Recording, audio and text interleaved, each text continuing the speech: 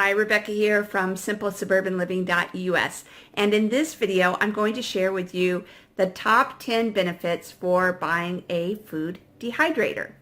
So the first benefit is that you can stock up on food when it's on sale. So as an example, when Sprouts had bell peppers on sale, 3 for $1, I bought 20 bell peppers.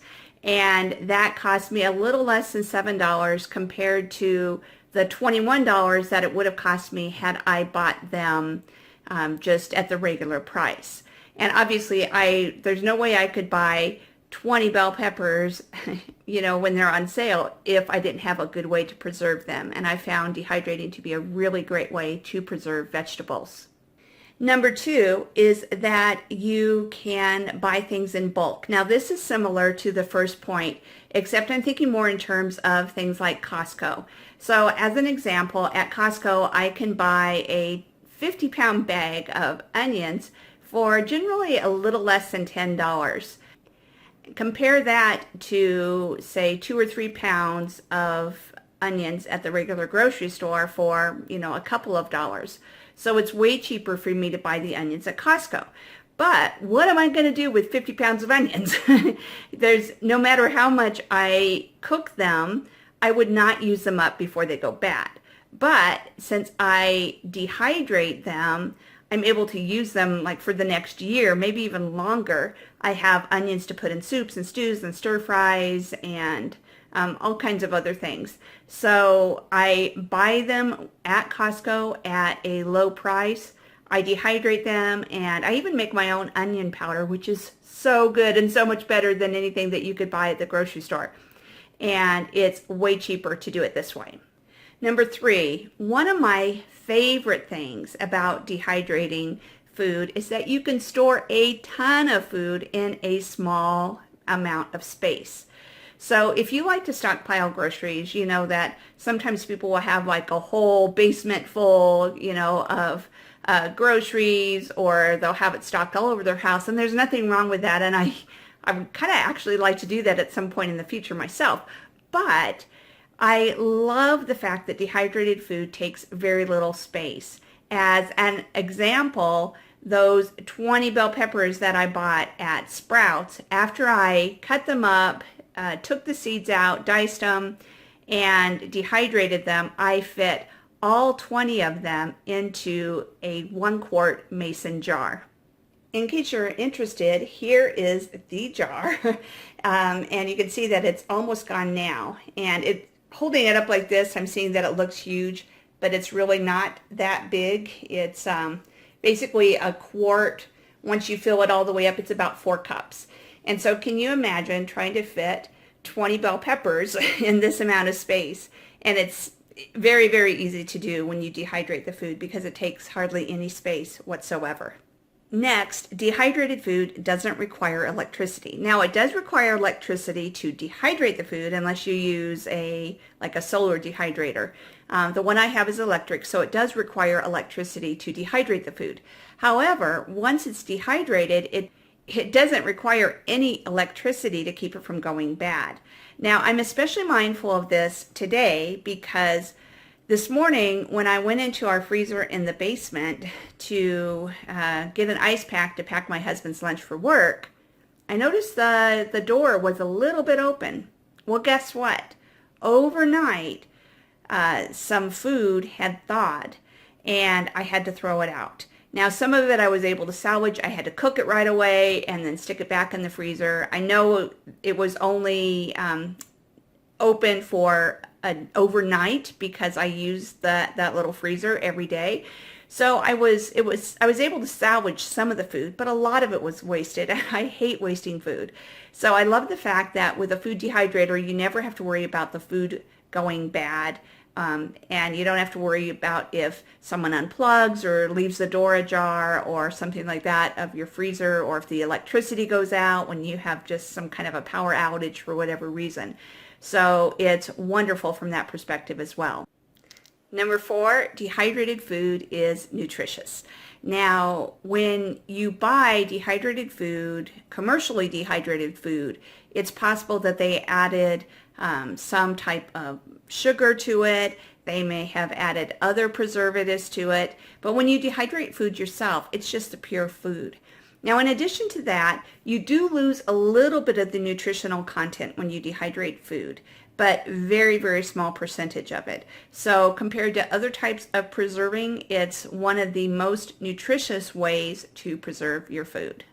Number 5, if you dehydrate food regularly, you'll have a huge variety of food on hand. So when I started dehydrating food, I made a point of accumulating a 1-quart jar of as many different types of vegetables as I could. So I had corn, I had okra, I had mushrooms, I had different jars with different types of peppers, onions, potatoes, you name it. I had it in a 1-quart jar full of them. And as I already mentioned, a 1-quart jar holds 20 bell peppers. So that's a ton of vegetables that I had on hand.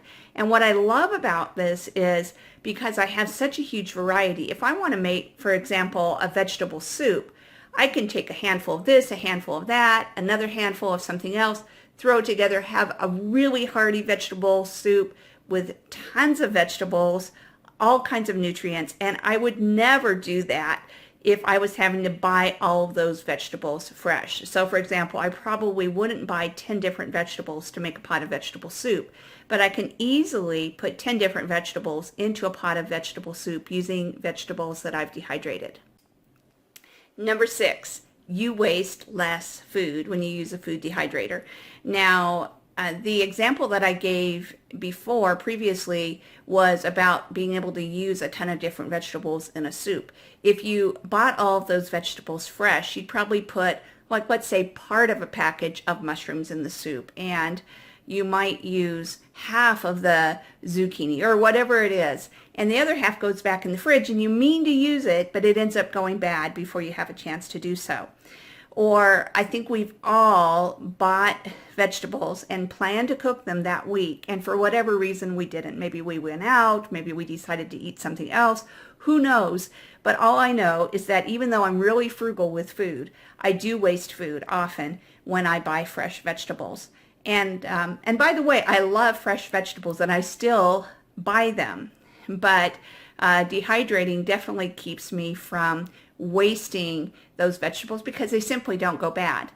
And by the way, it's not just fresh vegetables that you can reduce waste with.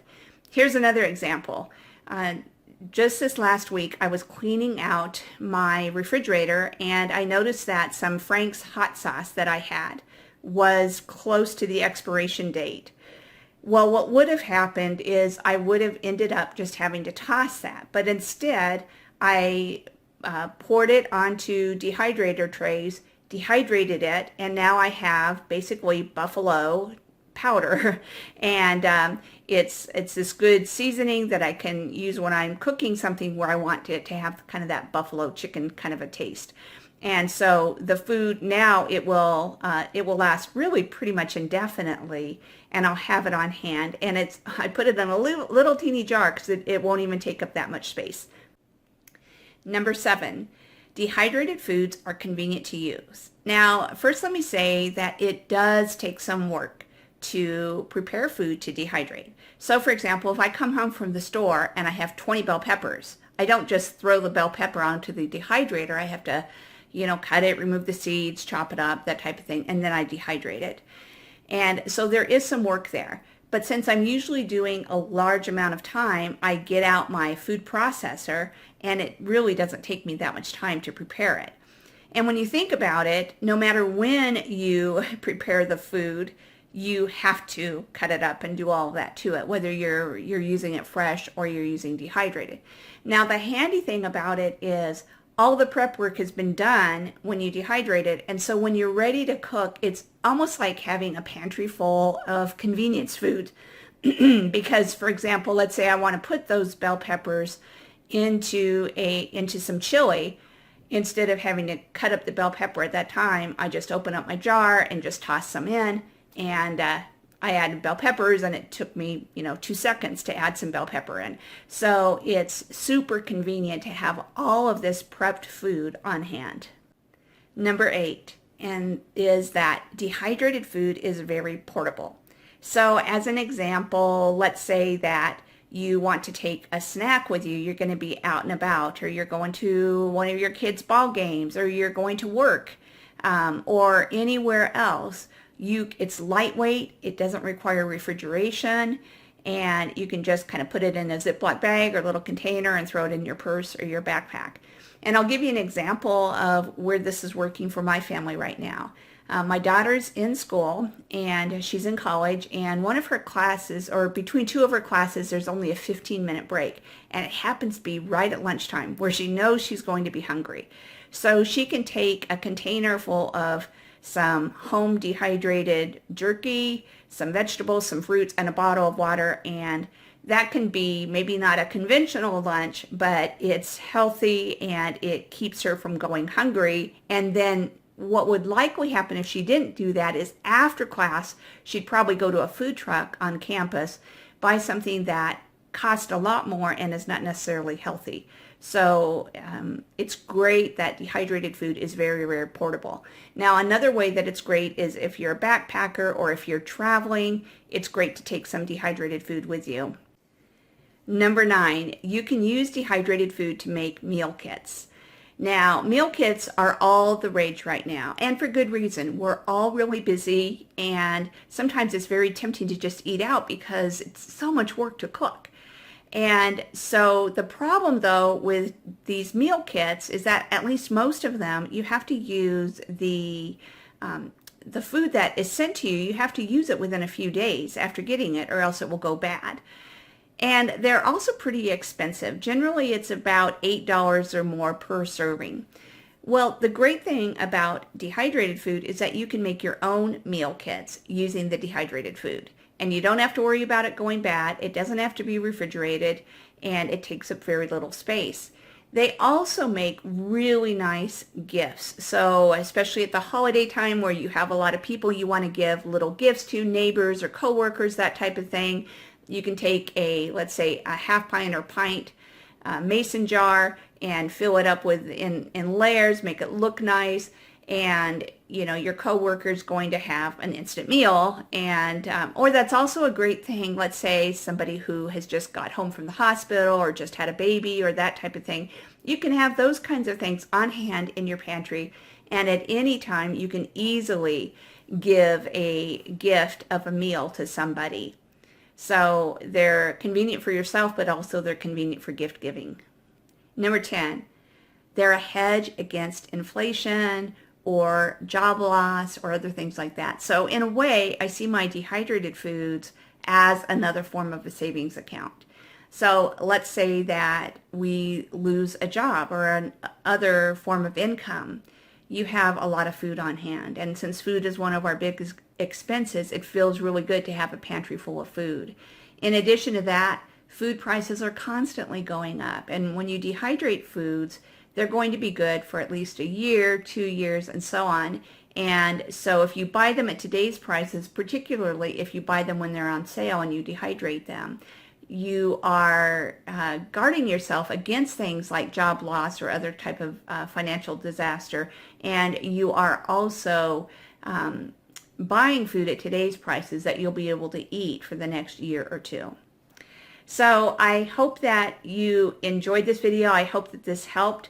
I am going to be sharing with you in the description links to my favorite dehydrator, and I'm also going to link to one that is very popular, but it's very, very pricey. If you have the budget for it, you might want it, but I actually did a lot of research before buying a dehydrator, and I was able to get one for around $60 versus the really Cadillac one that is, $250+. So again, it depends on your budget. I'll link to both below. But you definitely don't have to spend a fortune to get started with dehydrating, and I recommend that you give it a try. Thanks so much, and have a great day, everyone, and happy dehydrating or whatever type of cooking that you choose to do, but I hope that you'll give dehydrating a try. By the way, if you like this video, be sure to give it a thumbs up, and if you haven't already done so, I'd appreciate it if you would subscribe to my YouTube channel So click on the subscribe button and then click on the little notification bell to be sure to be notified when I release new videos. Thank you again, and I wish you the best in everything you do, but especially in your food dehydrating.